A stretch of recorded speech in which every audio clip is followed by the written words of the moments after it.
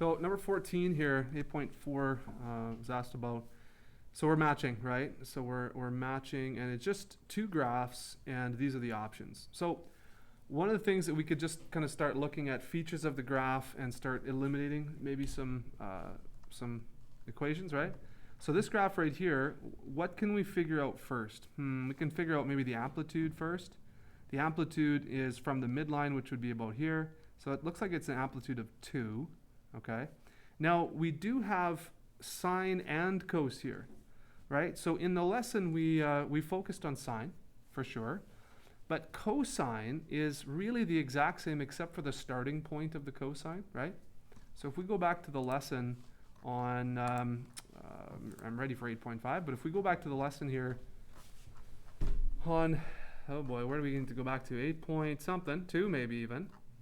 So if we go back to 8.2, right, and we look at something like this, the sine graph, which is the red one here, and the cosine graph, they have a lot of the same features.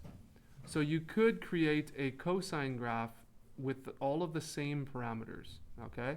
Which we didn't really focus on in the lesson. But the parameters for the amplitude, for the period length, for the translation vertically, and even for the compression horizontally, those are all the same. The only thing that's different is the actual starting point. So what would be the starting point? So if we go back to this, this graph here, okay? If it were a cosine graph or a sine graph, we'd have an amplitude of 2. So 2, 2, 2, 2, 3. This is not number 1, looks like, okay? That we know for sure. We also know that we have a vertical translation of 2 units. So plus 2, plus 2, plus 2, plus 2. Okay, so that's not really eliminating too much here now. What else do we know? So let's focus on the period length. So the period length here, if you look at from peak to peak or from, trough to trough, the minimum point to the minimum point, what do we have? Well, this is 240. How many squares make up 240? 1, 2, 3, 1, 2, 3, 4. So 240 divided by 4 is 60 degrees, right? So each of these squares is 60 degrees. So if I go from here to here, how many degrees is that?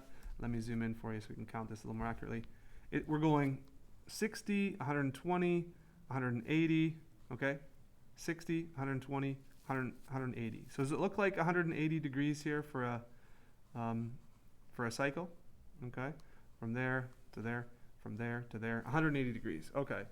So what does that do? Well, 360 divided by 180 is b. So that is going to be 2, right? Okay, so this looks like it can go away. It's not going to be that one. And it looks like we definitely need a 2 for a b value, so this can go away. So it's either going to be this number 1 or number 5, it looks like. Okay? So let's see, this is plus 30 and minus 30 for the cos. So we know that a cos would normally start right on the axis at a maximum point. So this looks like it's been shifted, to the right 30 degrees. Or if we continued this on, it would be to the left, well, quite a bit.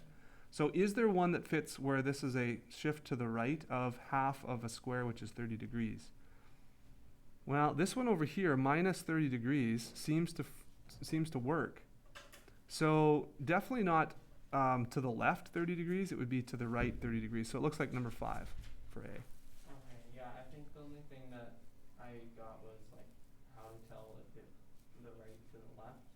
Okay. But yeah, to the right to the left. So this one is a shift to the right because normally a cosine would start. Now, that is something we didn't talk about in the lesson. We focused on sine, but all the parameters are the same for cosine as well, okay?